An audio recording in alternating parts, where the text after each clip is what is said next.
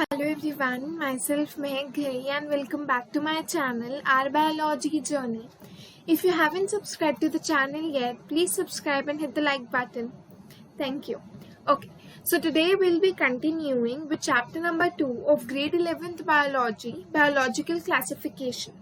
तो last class में हमने एक ओवरव्यू लिया था फंजाई के बारे में, वो कैसे रिप्रोड्यूस करता है, वो कैसे रहता है, सिम्बायोटिक रिलेशनशिप कैसे होता है, सेक्सुअल साइकिल के स्टेजेस कैसे होते हैं, और फिर हमने कंडीशन के बारे में लास्ट में जाना था विच इज डाइकैरियोफेज.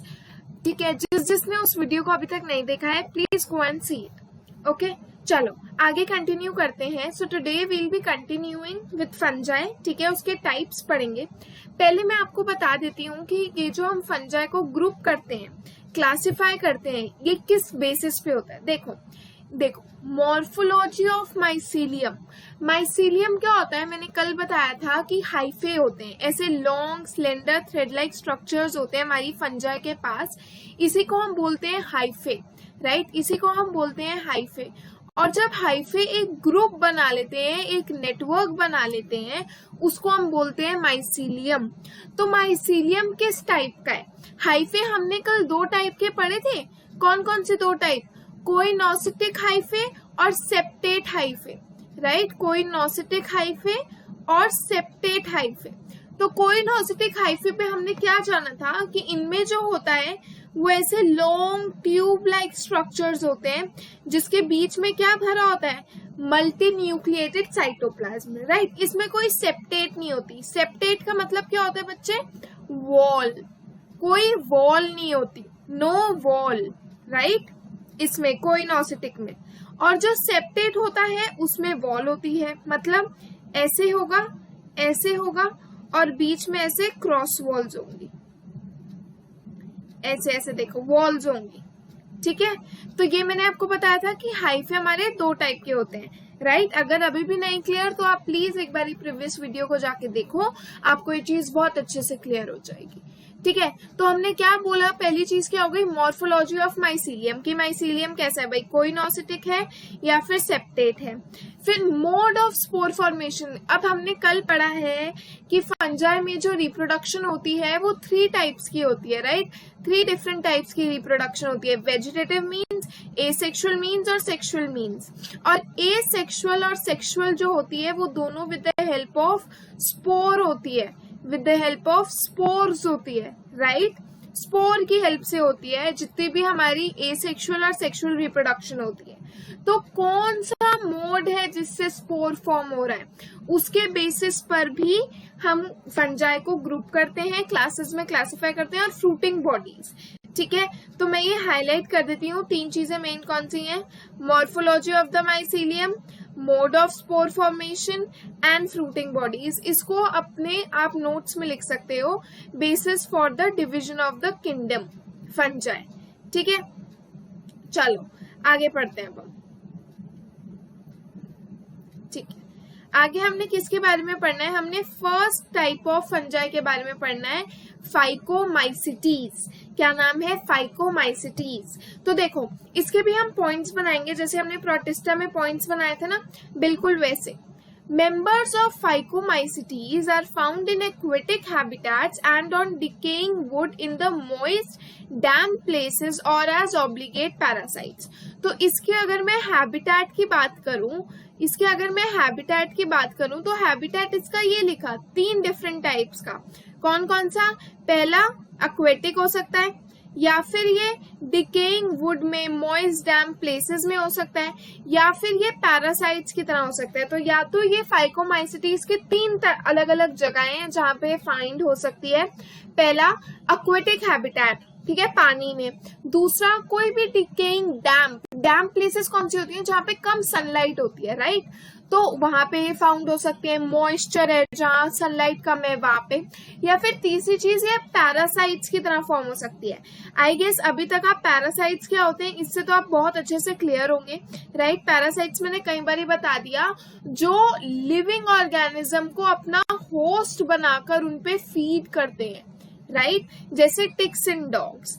ठीक है, चलो ये हमारा पहला पॉइंट हो गया भाई हैबिटेट का. ठीक है, ये देखो एक्वेटिक हैबिटेट हो सकता है, decaying would in moist and damp places हो सकता है, या फिर ऑब्लिगेट पैरासाइट्स की तरह हो सकता है। ठीक है, mycelium is aseptate and coenocytic. Again mycelium का आ गया, अभी मैंने आपको बताया था कि माइसीलियम भी एक क्राइटेरिया है जिसके बेसिस पे हम फंजाई को क्लासिफाई करते हैं। तो इसका माइसीलियम कैसा है, एसेप्टेट और कोइनोसिटिक। एसेप्टेट और कोइनोसिटिक एक ही बात हो गई। अभी मैंने आपको यहाँ पे पढ़ाया कि कोइनोसिटिक हाइफे क्या होते हैं, जिसमें नो सेप्टेट, कोई सेप्टेट मतलब कोई वॉल्स नहीं होती, नो वॉल्स, राइट, वही होते हैं हमारे कोइनोसिटिक हाइफेज, राइट। तो एसेप्टेट मतलब नो वॉल्स एंड कोइनोसिटिक मतलब इसमें क्या भरा हुआ है, मल्टी न्यूक्लिएटेड। ये ऐसे लॉन्ग स्लेंडर हैं, ऐसे ट्यूब लाइक स्ट्रक्चर्स हैं, और इनके बीच में क्या भरा हुआ है, मल्टी न्यूक्लिएटेड साइटोप्लाज्म। ठीक है, asexual reproduction takes place by zoospores और बाय एप्लानोस्पोर्स। और ये स्पोर्स कैसे प्रोड्यूस होते हैं, एंडोजिनसली। एंडोजिनसली का मतलब समझते हो, अंदर से। एंडोजिनसली का मतलब होता है अंदर से, अंदर से मतलब इनसाइड। ठीक है, इनसाइड द बॉडी। तो हमने अभी फिर वो भी आ गया mode of spore formation, endogenously spores form होते हैं। और कौन से स्पोर्स हैं भाई हमारे, कौन से स्पोर्स हैं ये, एसेक्सुअल रिप्रोडक्शन के स्पोर्स हैं, जूस्पोर्स या फिर एप्लानोस्पोर्स। ठीक है, एसेक्सुअल रिप्रोडक्शन मैं मार्क कर रही हूँ इंपॉर्टेंट ताकि आपको नोट्स बनाने में इजी होए। और zygospore is form by the fusion of two gametes. अब इसके जो गेमीट्स होते हैं ना बच्चा, गेमीट्स याद रखना दो टाइप के होते हैं। देखो मैं आपको ये चीज यहाँ समझाती हूँ। गेमीट्स क्या होते हैं, हम सबको पता है गेमीट्स बेसिकली मेल गेमीट होता है, फीमेल गेमीट होता है। और जब वो फ्यूज करते हैं, प्राइमरी सेक्स ऑर्गन कहते हैं उसे, और जब वो फ्यूज करते हैं तो हमारा जाइगोट फॉर्म होता है जो लेटर डेवलप होकर एक न्यू इंडिविजुअल बन जाता है, राइट। ऐसे ही जो ये होते हैं ना फंजाई, इनके भी गेमीट्स दो टाइप के होते हैं। ठीक है, चलो उसके बारे में पढ़ते हैं अब। तो हमने कहा कि जो फंजाई के गेमीट्स हैं वो कितने टाइप के हैं, दो टाइप के। कौन कौन से टाइप है, अगर वो दोनों सिमिलर होंगे, देखो गेमीट हमेशा दो होते हैं, एक मेल होगा एक फीमेल होगा। अगर वो दोनों सिमिलर गेमीट्स हैं तो, और अगर वो एसिमिलर गेमीट्स हैं तो, जितने भी सिमिलर गेमीट्स हैं उनको हम क्या बोलते हैं, आइसोगैमस। आइसोगैमस, आइसो का मतलब तो समझते हो ना आप, सेम, सेम। और क्या सेम होती है उनकी, मॉर्फोलॉजी, मॉर्फोलॉजी सेम होती है। ठीक है, तो जितने भी गेमीट्स जिनकी मॉर्फोलॉजी सेम है उसको हम क्या बोलते हैं, आइसोगैमस गेमीट्स, राइट। और एसिमिलर गेमीट्स जिनकी मॉर्फोलॉजी एक दूसरे से अलग है उसको हम क्या बोलते हैं, एनाइसोगैमस या फिर ऊगैमस। तो देखो इसे भी हम हाईलाइट कर दें।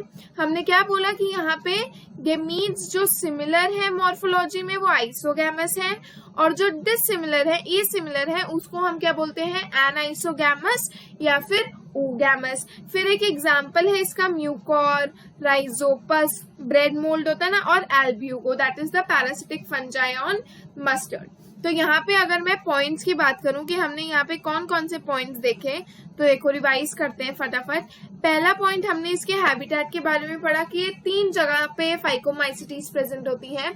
एक हमारा एक्वेटिक हैबिटेट्स में, दूसरा decaying would in damp places में, और तीसरा ऑब्लिगेट पैरासाइट्स की तरह। ठीक है, उसके बाद सेकंड पॉइंट हमने इसके माइसीलियम के बारे में पढ़ा कि इसका माइसीलियम एसेप्टेट होता है और कोइनोसिटिक होता है। तीसरी चीज हमने बात करी एसेक्सुअल रिप्रोडक्शन की, इसमें जो होती है और कौन से स्पोर्स की हेल्प से होती है, जूस्पोर्स या फिर एप्लानोस्पोर्स। जूस्पोर्स मोटाइल होते हैं मतलब मूव कर सकते हैं, वेयरएज एप्लानोस्पोर्स नॉन मोटाइल होते हैं मतलब मूव नहीं कर सकते।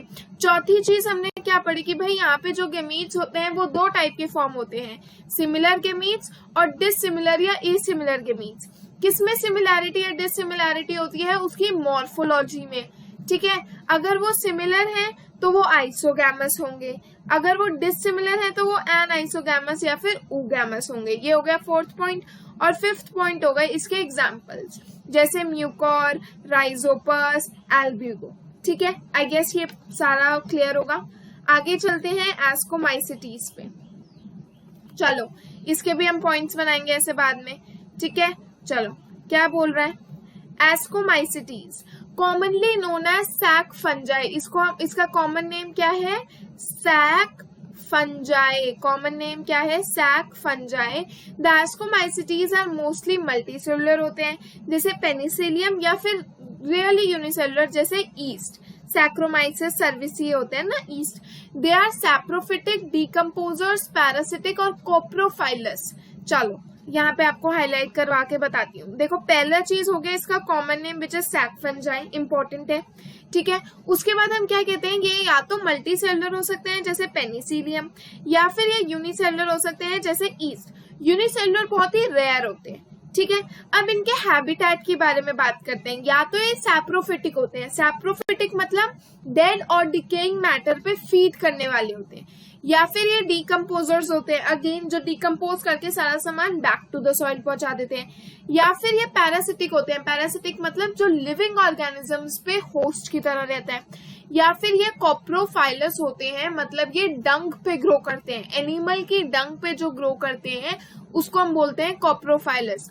तो देखो यहाँ पे हमने कॉमन नेम के बारे में जान लिया, यहाँ पे हमने इसके सेल स्ट्रक्चर के बारे में जान लिया, ये हमने जान लिया इसका हैबिटेट कैसा होता है, हैबिटेट कैसा होता है, ठीक है। चलो आगे पढ़ेंगे। ओके नेक्स्ट क्या कह रहा है ये हमें, ओके नेक्स्ट माइसीलियम के बारे में आ गया। माइसीलियम अगेन देखो हर जगह माइसीलियम के बारे में मेंशन्ड है ना, इसलिए माइसीलियम को इम्पोर्टेंट बोला था। Mycelium is branched and septate. इस चीज को समझ आते हो, माइसीलियम ब्रांच और सेप्टेट मतलब ऐसे हाइफे है, और हाइफे के बीच में आपको क्या दिखेंगी, ऐसी देखो दिखाते हो, ऐसी क्रॉस वॉल्स, तो इन्हीं को हम बोलते हैं सेप्टेट। सेप्टेट मतलब क्रॉस वॉल्स की प्रेजेंट है, क्या प्रेजेंट है, क्रॉस वॉल्स प्रेजेंट है, ठीक है, इसलिए वो ब्रांच्ड है और कैसा है, सेप्टेट है। एसेक्सुअल स्पॉट्स कौन से होंगे, कॉनिडिया, और एक्सोजेनसली प्रोड्यूस्ड होंगे। एक्सोजेनसली मतलब बाहर से, एक्सोजेनसली मतलब बाहर से जो प्रोड्यूस हो रहे होंगे उनको हम बोलते हैं एक्सोजेनसली। एक स्पेशल माइसीलियम पे जिसको हम बोलते हैं कोनिडियोफोर्स, ऐसे बाहर से प्रोड्यूस होंगे कौन से माइसीलियम पे, कोनिडियोफोर्स पे। कोनिडिया ऑन जर्मिनेशन माइसीलियम ही प्रोड्यूस करता है। Sexual spores are called ascospores which are produced endogenously in a sac like asci, that is singular ascus. Okay हमने इसका कॉमन नेम क्या पढ़ा अभी अभी, सैक फंजाई। अब हम इस बात को समझते हैं कि हम एस्कोमाइसिटीज को सैक फंजाई क्यों कहते हैं। हम एस्कोमाइसिटीज को सैक फंजाई इसलिए कहते हैं क्योंकि इसके देखो यहाँ पे लिखा है, जितने भी इसके सेक्सुअल स्पोर्स होंगे वो कैसे प्रोड्यूस होंगे, एंडोजेनसली। एंडोजेनसली अभी ऊपर बताया आपको, अंदर से प्रोड्यूस होंगे, एक सैक में प्रोड्यूस होंगे। किसमें, एक सैक, सैक समझते हो बोरी की तरह, राइट तो जितने भी सेक्सुअल स्पोर्स होंगे वो सैक में प्रोड्यूस होंगे एस्काई की तरह। ओके एस्काई बोलते हैं उन सैक्स को जिसमें स्पोर्स जो है वो एंडोजेनसली प्रोड्यूस हो रही होती है, ठीक है। These asci are arranged in different types of fruiting bodies called ascocarps. और जिन फ्रूटिंग बॉडीज पे ये सैक लाइक स्ट्रक्चर जिनको हमने एस्काई बोला अरेंज होते हैं उसको हम क्या बोलते हैं, एस्कोकार्प्स। कुछ एग्जांपल्स हो गए जैसे एस्पेरगिलस, क्लेविसेप्स, न्यूरोस्पोरा। न्यूरोस्पोरा के बारे में यहाँ गिवन है कि न्यूरोस्पोरा जो है वो बायोकेमिकल है और जेनेटिक वर्क के लिए यूज होता है। Many members of morel truffles are edible and considered as delicacies. Delicacies मतलब डिशेस, खाना जो आप खाते हो, ठीक है। तो हम देखो अब यहाँ पे हाईलाइट करते हुए दोबारा आपको समझाऊंगी ना तो आपको अच्छे से क्लियर हो जाएगा हर एक चीज, ठीक है। पहले मैं इसका साथ साथ ये भी बता देती हूँ कि यहाँ पे क्या क्या गिवन है। देखो यहाँ पे हमने इसका कॉमन नेम पढ़ा, तो कॉमन नेम क्या है, सैक फंजाई। फिर हमने इसका क्या पढ़ा, सेल टाइप पढ़ा। सेल टाइप कैसा है, मल्टी सेलुलर हो सकता है या फिर यूनिसेलुलर हो सकता है, that is Penicillium multi cellular और ईस्ट जो है वो यूनिसेलुलर।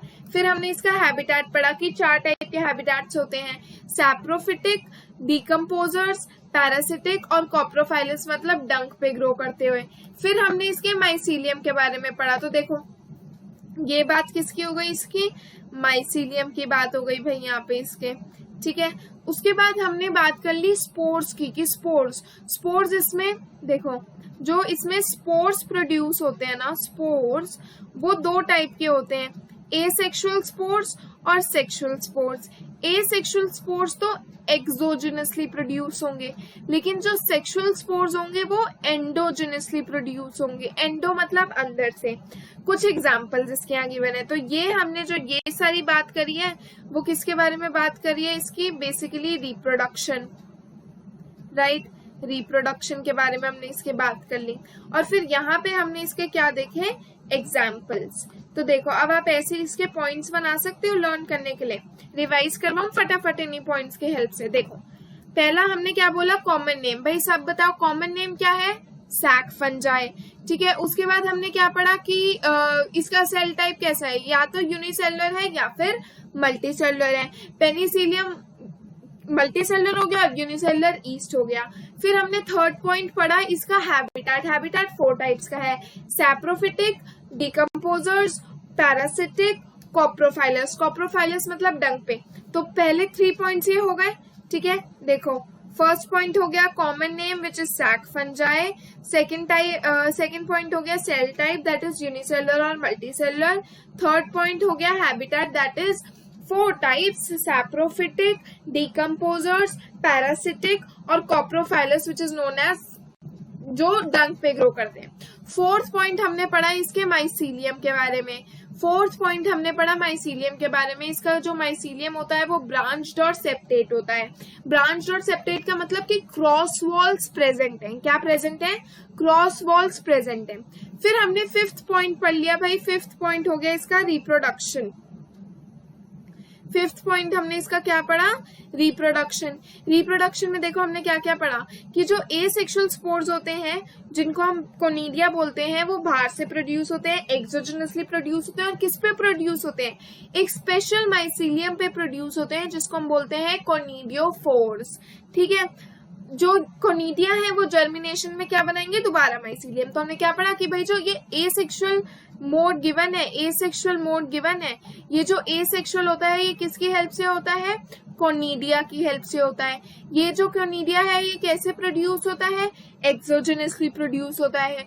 और एक्सोजेनसली कौन से माइसीलियम पे प्रोड्यूस होता है, स्पेशल माइसीलियम पे जिसका नाम क्या है, कोनिडियोफोर्स। कोनिडियोफोर्स, ठीक है। फिर हमने क्या बोला, सेक्सुअल स्पोर्स के बारे में आ जाते हैं। सेक्सुअल स्पोर्स जैसे एस्कोस्पोर्स अभी बताया, एंडोजेनसली प्रोड्यूस होंगे और किस में प्रोड्यूस होंगे, एक सैक लाइक स्ट्रक्चर में प्रोड्यूस होंगे जिसको हम बोलते हैं एस्काई। इसीलिए इसका कॉमन नेम भी सैक फंजाई है, क्योंकि इसके जो सेक्सुअल स्पोर्स होते हैं वो एंडोजेनसली एक सैक लाइक स्ट्रक्चर जिसको हम एस्काई बोलते हैं उसमें प्रोड्यूस होते हैं, ठीक है। और ये फ्रूटिंग बॉडीज पे अरेंज होते हैं, एस्कोकार्प्स जिन्हें हम कहते हैं। चलो सेक्सुअल के बारे में भी फटाफट जान लेते हैं हमने क्या क्या पढ़ा। क्विक ओवरव्यू, 1 मिनट ये इरेज कर दूं, क्लियर होता जाएगा आपको ऐसे।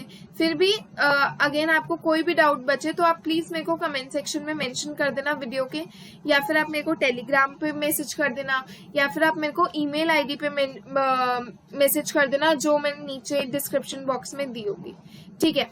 तो हमने सेक्सुअल स्पोर्ट्स के बारे में क्या पढ़ा, सेक्सुअल स्पोर्ट्स के बारे में हमने पढ़ा कि ये पहली चीज एंडोजेनसली प्रोड्यूस होते हैं। एंडो मतलब अंदर से प्रोड्यूस होते हैं। किस में प्रोड्यूस होते हैं, एक सैक लाइक स्ट्रक्चर जिसको हम बोलते हैं एस्काई।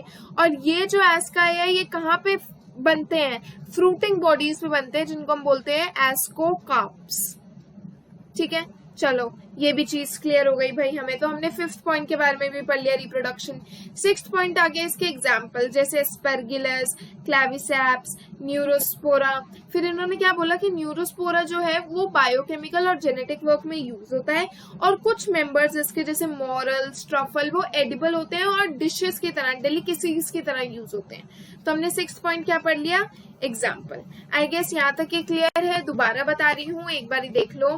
पहला हमने पढ़ा इसका common name that is sac fungi. दूसरा हमने पढ़ा इसका सेल टाइप की मल्टी सेलुलर हो सकता है या फिर यूनिसेलुलर हो सकता है। तीसरा हमने पढ़ा इसका हैबिटेट की 4 टाइप्स के हैबिटेट होते हैं, सैप्रोफिटिक, डिकम्पोजर्स, पैरासिटिक और कॉप्रोफाइलस। कॉप्रोफाइलस मतलब डंक पे ग्रो होता है। फोर्थ पॉइंट हमने पढ़ा इसके माइसीलियम के बारे में। इसका माइसीलियम कैसा होता है, ब्रांच्ड होता है और सेप्टेट होता है। फिफ्थ पॉइंट हमने क्या पढ़ा, रिप्रोडक्शन के बारे में। अब जो रिप्रोडक्शन होती है वो एसेक्सुअल मीन से भी हो सकती है और सेक्सुअल मीन से भी हो सकती है। एसेक्सुअल मीन से जब होती है तो किसकी हेल्प से होती है, कोनिडिया की हेल्प से होती है, राइट। और कोनिडिया एक्सोजेनसली प्रोड्यूस्ड होते हैं एक स्पेशल माइसीलियम पे जिसको हम बोलते हैं कॉनिडियोफोर्स। और जो सेक्सुअल रिप्रोडक्शन होती है वो किसकी हेल्प से होती है, एस्कोस्पोर्स की हेल्प से होती है। जो एंडोजेनसली प्रोड्यूस होते हैं एक सैक लाइक स्ट्रक्चर में जिसको हम बोलते हैं एस्काई, और एस्काई किस पे प्रोड्यूस होती है, फ्रूटिंग बॉडीज में जिसको हम बोलते हैं एस्कोकार्प्स। ठीक है, चलो 6th पॉइंट हमने क्या बोल दिया, इसके एग्जांपल्स क्लेविसेप्स, न्यूरोस्पोरा, एस्परगिलस।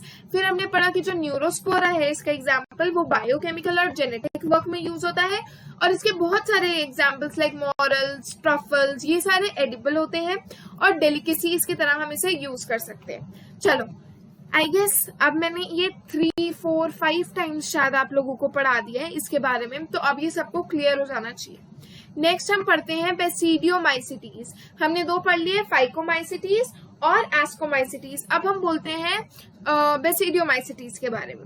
तो commonly known forms of basidiomycetes are mushrooms, bracket fungi और पफ बॉल्स। आप जितने भी मशरूम्स खाते हो, जितने भी ब्रैकेट फंजाई होते हैं और पफ बॉल्स होते हैं, वो सारे बेसिडियोमाइसिटीज होती है।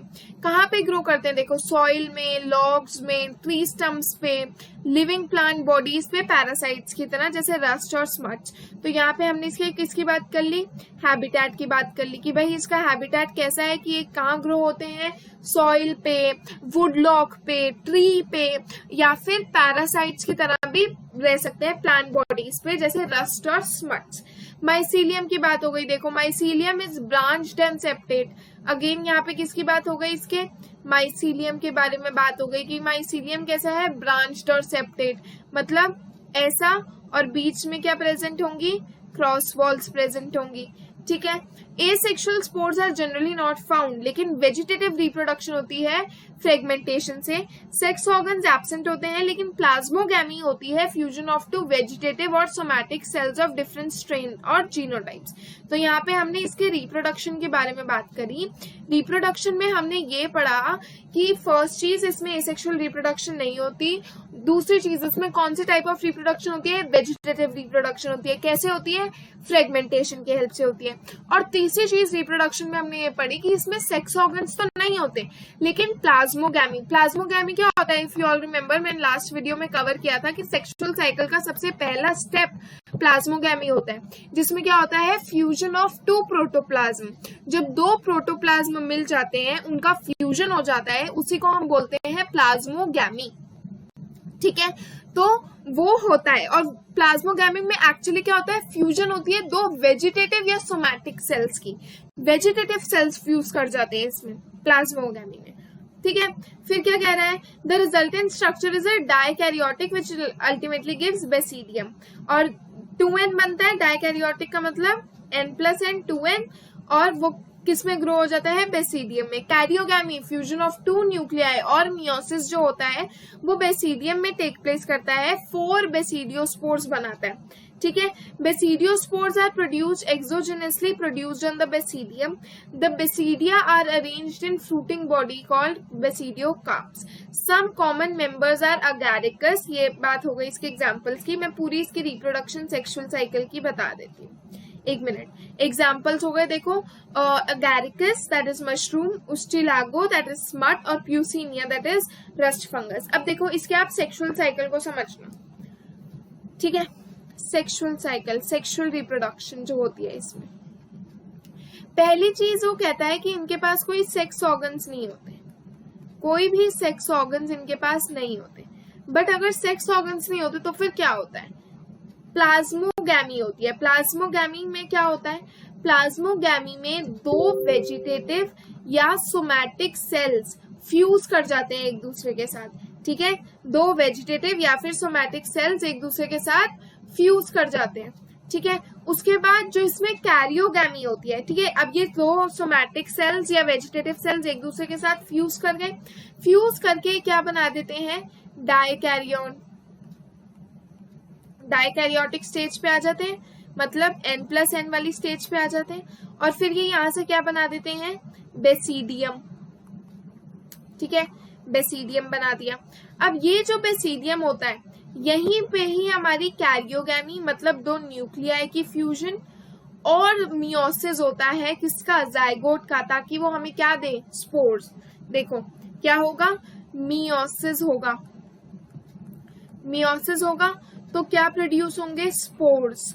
और इन स्पोर्स को हम क्या बोलते हैं? बेसिडियोस्पोर्स। याद रखना, क्या बोलते हैं? बेसिडियोस्पोर्स। ठीक है, ये जो बेसिडियोस्पोर्स हैं ये किस पे प्रोड्यूस होए? बेसिडियम पे प्रोड्यूस होए। और कैसे प्रोड्यूस होए? एक्सोजेनसली, मतलब बाहर से, बाहर से। ठीक है, तो हमने क्या पढ़ा इसकी सेक्सुअल साइकिल में? हमने पढ़ा कि इसकी जो सेक्सुअल साइकिल है उसमें पहली चीज हमारे पास कोई भी सेक्स ऑर्गन्स नहीं है, हमारे पास सेक्स ऑर्गन्स ही नहीं है।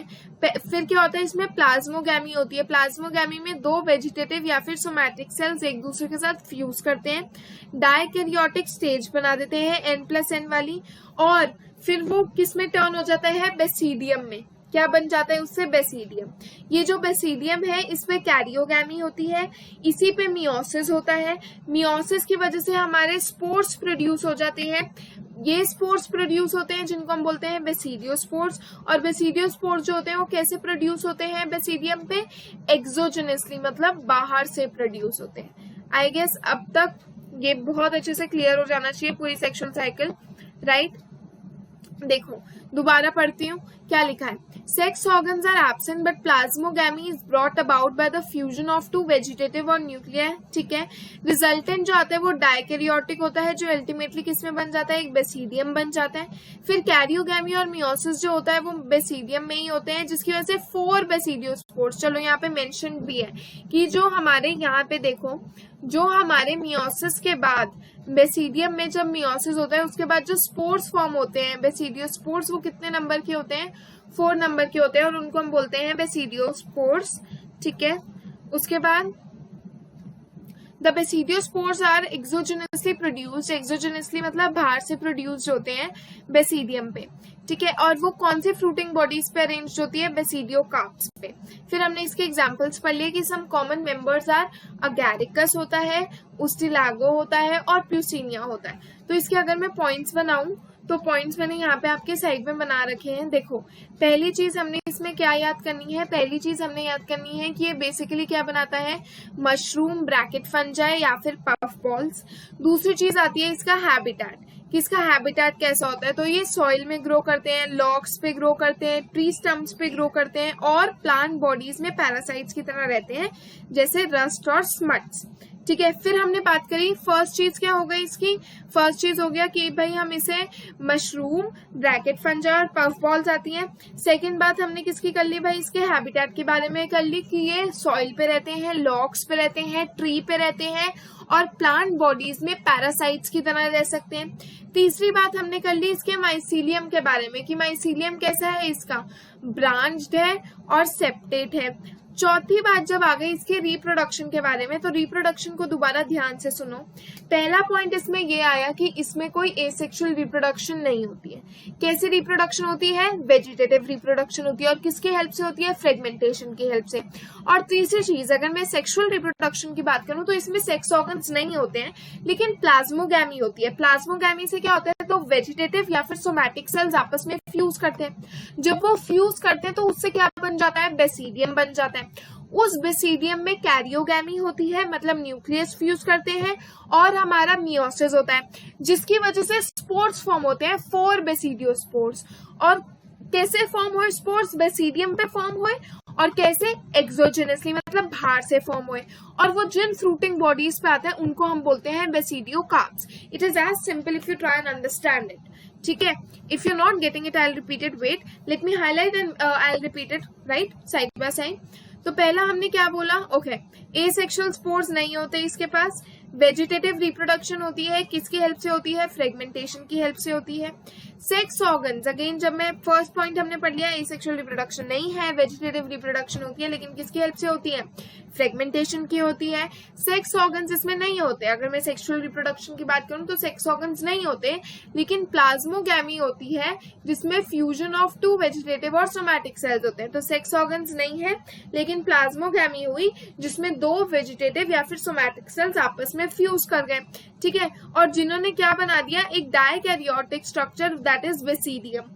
फिर बेसिडियम बना दिया। कैरियोगैमी और मियोसिस होता है बेसिडियम पे, जिसकी वजह से 4 बेसिडियोस्पोर्स बन जाते हैं, ठीक है। और ये जो बेसिडियोस्पोर्स हैं ये कैसे प्रोड्यूस होते हैं, एक्सोजेनसली प्रोड्यूस होते हैं बेसिडियम पे, ठीक है। और किस पे अरेंज होते हैं, फ्रूटिंग बॉडीज, जिसको हम बोलते हैं बेसिडियो कार्प्स, ओके। फिर इसके हमने एग्जाम्पल्स पढ़ लिए, अगैरिकस, उस्टिलैगो और प्यूसिनिया, ठीक है। आई गेस ये जो मैंने 5 पॉइंट्स बताए हैं ये सबको बहुत अच्छे से क्लियर हो गए होंगे जो हमने इसमें याद करने हैं। मैं दोबारा एक एक करके एक एक पॉइंट को लेती हूँ। Wait, let me erase the side वाला sexual part. I will explain the sexual part once again, ताकि जिसको अभी भी कोई भी डाउट है वो क्लियर हो जाए। अगर फिर भी आपको कोई भी डाउट रहता है, कोई चीज ऐसी है जो समझ नहीं आती है, तो प्लीज आप कमेंट सेक्शन पे मेंशन कर दीजिए, मैं आपका नेक्स्ट वीडियो में टॉपिक जो है कवर कर लूंगी।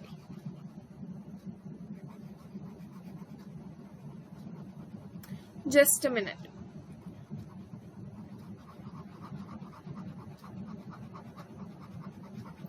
Since we have to study the pteromycetes also, and we have to make the points of it, and we have to highlight everything, so that's why I'm erasing, ताकि मेरे को easy हो जाए उस टाइम आपको बताना और आप confuse ना हो पढ़ते हुए बिल्कुल भी किसी भी चीज में। फिर भी कोई भी कंफ्यूजन रहती है, please let me know, please, it's a request. Don't keep your doubts to yourself, you will be in trouble later otherwise.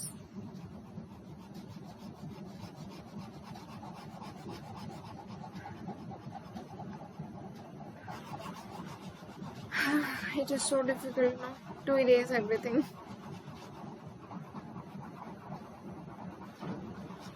चलो, let me repeat all the points of Basidiomycetes, and then we'll come to Deuteromycetes, which is the last classification, last class of kingdom fungi.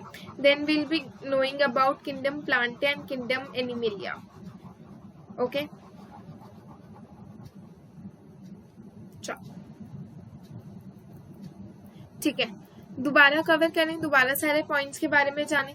तो पहला हमने कौन सा इसका point बोला भाई, कि पहला पॉइंट हमने जो इसमें पढ़ा वो कौन सा था, इसकी ये मशरूम्स की तरह, ब्रैकेट फंजाई की तरह और पफ बॉल्स की तरह हम इनको जानते हैं। दूसरा पॉइंट हमने इसके हैबिटेट के बारे में पढ़ा कि ये ट्री पे, लॉग्स पे, सॉइल पे फाउंड होती है या फिर प्लांट बॉडीज में एज पैरासाइट्स फाउंड होती है।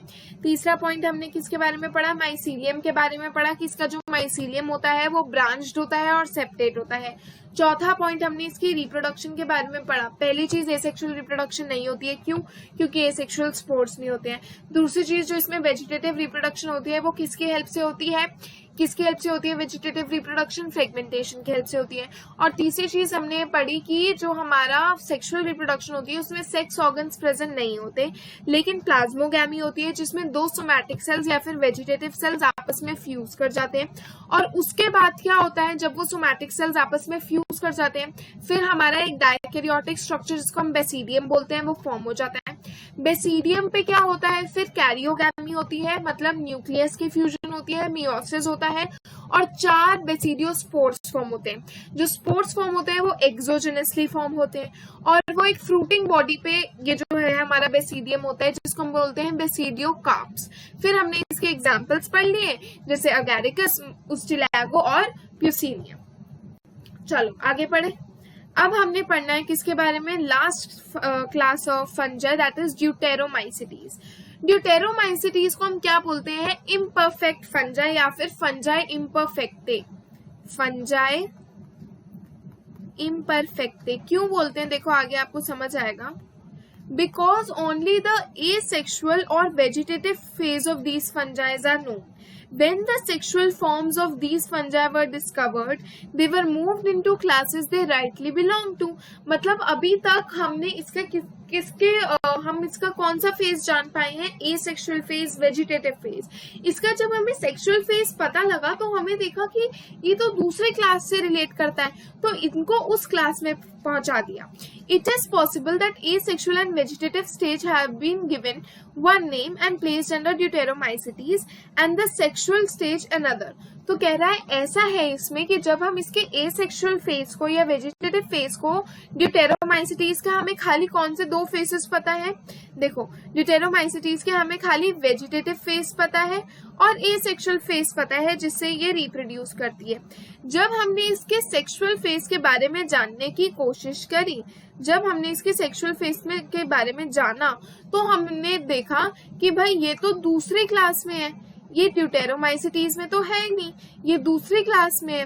ठीक है, letter when the linkages were established, fungi were correctly identified and moved out of deuteromycetes. Once perfect sexual stage of members of Deuteromycetes were discovered, they were often moved to Ascomycetes या फिर Basidiomycetes। तो इन्होंने क्या बोला कि भाई इसका vegetative phase, इसका एसेक्सुअल फेज तो Deuteromycetes का है, लेकिन जब हमने इसके सेक्सुअल फेज के बारे में जाना तो हमने इसको दूसरी क्लास में मूव कर दिया। कौन सी क्लास में मूव कर दिया? अभी हम दो क्लासेस पढ़ के आ रहे हैं इसकी, Ascomycetes और Deuteromycetes। इन दोनों में हमने बेसिडियोमाइसिटीज, इन दोनों में हमने इसको मूव करवा दिया। ठीक है, द ड्यूटेरोमाइसिटीज रिप्रोड्यूस खाली सेक्सुअल स्पोर्स से, जिनको हम कोनिडिया कहते हैं। माइसीलियम कैसा होता है? इसका सेप्टेट होता है और ब्रांच्ड होता है। सम मेंबर्स कुछ सैप्रोफाइट्स होते हैं, कुछ पैरासाइट्स होते हैं, while a large number decomposers होते हैं। ठीक है, और किस में हेल्प करते हैं? मिनरल साइक्लिंग में। और कुछ इसके एग्जाम्पल्स हो गए। चलो अगेन मैं पूरा ये बताती हूँ, मेन पॉइंट्स अंडरलाइन करते हैं, हम सारी चीजें जानते हैं। ठीक है, ताकि हमें सब अच्छे से क्लियर हो जाए, और फिर इसके भी हम पॉइंट्स बनाएंगे जैसे हमने पिछले वाले हमारे सारे फंजाइज के बनाए। ठीक है, इसके बाद we'll start with kingdom plantae. Kingdom plantae और किंगडम एनिमिलिया का ना इस चैप्टर में ज्यादा है नहीं। नेक्स्ट 2 चैप्टर्स जो होंगे वो उनके बारे में बहुत डिटेल्ड में होंगे, चैप्टर नंबर 3 और चैप्टर नंबर 4, प्लांट किंगडम और एनिमल किंगडम। चलो पहली चीज हमने क्या जाननी है भाई इसके बारे में? पहला पॉइंट जो हमने पढ़ना है कि इसको हम क्या बोलते हैं?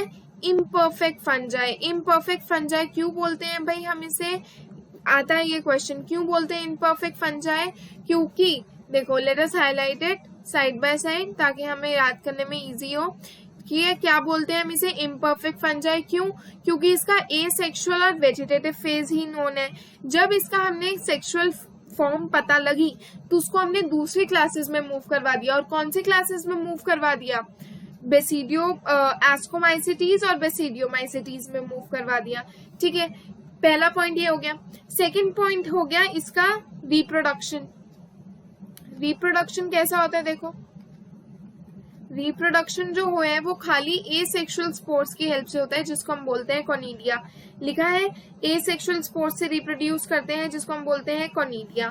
थर्ड पॉइंट हो गया इसके माइसीलियम के बारे में। माइसीलियम इसका अगेन ब्रांच्ड और सेप्टेट, मतलब खाली एस्कोमाइसिटीज का एक ऐसा माइसीलियम है जो कोई नॉसिटिक है और एसेप्टेट है, फाइकोमाइसिटीज का सॉरी। और एस्कोमाइसिटीज, बेसिडियोमाइसिटीज और ड्यूटेरोमाइसिटीज तीनों का कैसा है? सेप्टेट है और ब्रांच्ड है। ठीक है, फिर हमने इसके हैबिटेट के बारे में पढ़ लिया। फोर्थ पॉइंट इसके हैबिटेट के बारे में हमने क्या पढ़ा कि या तो सैप्रोफाइट्स होंगे, या फिर ये पैरासाइट्स होंगे, या फिर ये लार्ज नंबर में कैसे रहते होंगे? डीकम्पोजर्स की तरह। अरे ये क्या हुआ? हाँ, आर डीकम्पोजर्स की तरह रहते हैं और मिनरल साइक्लिंग में हेल्प करते हैं। और हमने फिफ्थ पॉइंट इसके बारे में क्या पढ़ लिया? फिफ्थ पॉइंट हमने इसके एग्जाम्पल्स पढ़ लिए। ठीक है, फिफ्थ पॉइंट क्या पढ़ लिया हमने? इसके एग्जाम्पल्स। चलो रिकॉल करें सबको वन बाय वन। पहले हमने बोला कि हम इसको इम्परफेक्ट फंजाई बोलते हैं। क्यों? क्योंकि इसके खाली वेजिटेटिव और एसेक्सुअल फेज नोन है।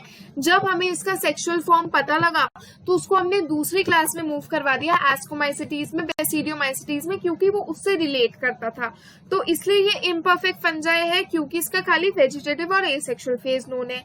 दूसरी चीज, इसमें जो रिप्रोडक्शन होती है वो खाली एसेक्सुअल मीन से होती है और किसकी हेल्प से होती है? Asexual spores called as conidia. इसका माइसीलियम अगेन कैसा होता है, ब्रांच्ड होता है, सेप्टेट होता है।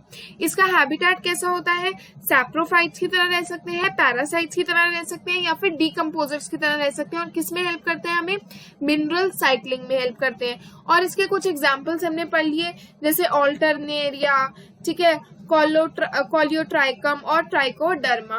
ओके, चलो अब हम आगे पढ़ेंगे। ठीक है, तो ये हमारा फंजाई क्लियर हो गया। फंजाई का हमने क्या क्या पढ़ा, देखो बता देती हूँ। पहले हमने फंजाई का कॉमन पढ़ा कि फंजाई में ओवरऑल क्या है।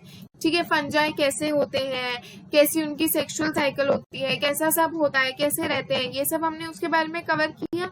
ठीक है, उसके बाद हम आ गए इसकी क्लासिफिकेशन में, जिसमें हमने फाइकोमाइसिटीज, एस्कोमाइसिटीज, बेसिडियोमाइसिटीज और किसके बारे में पढ़ा, ड्यूटेरोमाइसिटीज। सारे अलग अलग हैं और सबके मैंने आपको पॉइंट्स भी बनवा दिए हैं ताकि आपको नोट्स बनाने में आसानी हो जाए। अब हम पढ़ेंगे किंगडम प्लांटे और किंगडम एनिमेलिया। इनमें 5 मिनट्स ईच लगेंगे क्योंकि बहुत ही छोटे छोटे टॉपिक्स हैं। ठीक है, चलो किंगडम प्लांटे। इन केस आपको फंजाई का, प्रोटिस्टा का, मोनेरा का, इसके इंट्रोडक्शन का, किसी भी पार्ट का चैप्टर नंबर 1 से भी रिलेटेड अगर कोई भी डाउट हो ना, आप प्लीज उस वीडियो के नीचे उसको आप मेंशन कर दो कमेंट में। I look into it for sure. चलो नेक्स्ट अब हम कंटिन्यू करते हैं किससे, किंगडम प्लांटे से। किंगडम प्लांटे में सारे यूकैरियोटिक क्लोरोफिल कंटेनिंग ऑर्गेनिजम्स होंगे, जिसको हम क्या बोलते हैं, प्लांट्स। ऑफ कोर्स सी बात है भाई, किंगडम प्लांटे में सारे प्लांट्स ही तो आएंगे, राइट, सारे प्लांट्स ही तो आएंगे। और प्लांट्स कैसे होते हैं हमें पता है, यूकैरियोटिक होते हैं, राइट, यूकैरियोटिक होते हैं।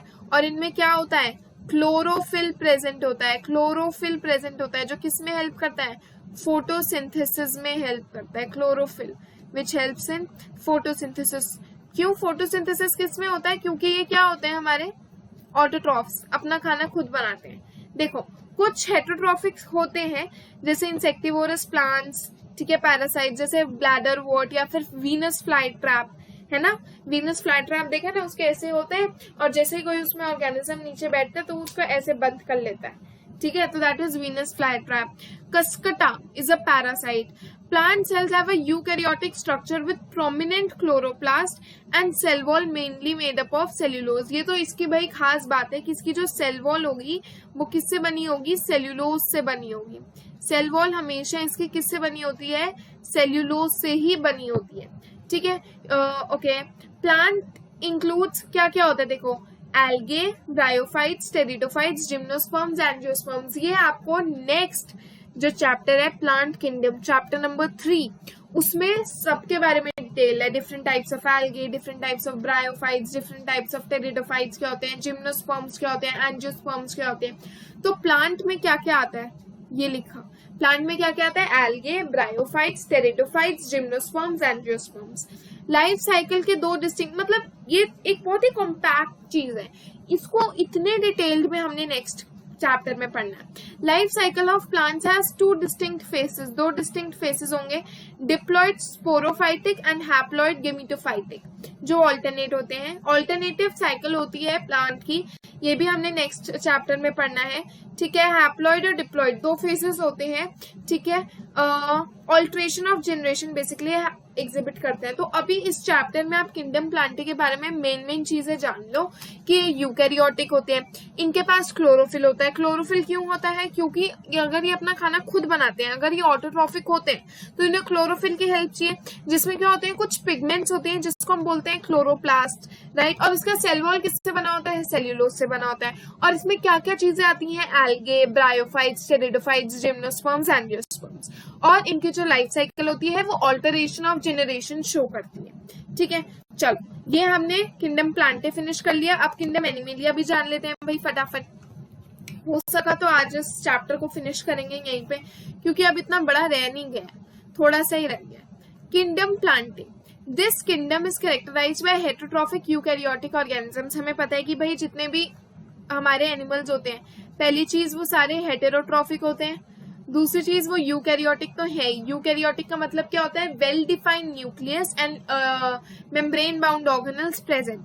मल्टी सेलुलर होते हैं और इनमें सेल वॉल्स नहीं होती। ये भी हमने 9th क्लास में पढ़ा हुआ है कि किंगडम एनिमेलिया में no cell walls, right. They directly और इनडायरेक्टली प्लांट पे डिपेंड करते हैं। वो अपना खाना एक इंटरनल कैविटी से डाइजेस्ट करते हैं और ग्लाइकोजन या फैट की फॉर्म में स्टोर करते हैं। This is an important point कि अपना खाना किसके उसमें स्टोर करते हैं, ग्लाइकोजन या फिर फैट, ठीक है। Their mode of nutrition is holozoic. Holozoic mode of nutrition मतलब इंजेक्शन ऑफ फूड होता है, ठीक है। कैसा मोड ऑफ न्यूट्रिशन है, होलोजोइक। होलोजोइक मतलब पूरा का पूरा खाना अंदर। आप क्या करते हो, आप लोग जब रोटी खाते हो तो क्या करते हो, रोटी तोड़ते हो, राइट, सब्जी या जो भी लगाते हो और उसको सीधा मुंह में डाल लेते हो, राइट। इंटरनल डाइजेशन होती है। बाहर तो आप रोटी को तोड़ते नहीं हो ना, या सब्जी को अलग अलग तो नहीं करते ना, इंटरनल डाइजेशन होती है। That is known as holozoic. They follow a definite growth pattern and grow into adults that have definite shape and size. Higher forms show elaborate sensory and neuromotor mechanism. Most of them are capable of locomotion. Locomotion मतलब movement. Right. So let us continue. हमने क्या पढ़ा कि पहली चीज हमने इसके mode of nutrition के बारे में पढ़ लिया कि होलोजोइक होता है, मतलब ये पूरा खाना अपने अंदर ले लेते हैं। दूसरी चीज ये एक डेफिनाइट ग्रोथ पैटर्न को फॉलो करते हैं, डेफिनाइट ग्रोथ पैटर्न को फॉलो करते हैं और एडल्ट्स में ग्रो होते हैं जिनके पास डेफिनाइट शेप एंड साइज होता है।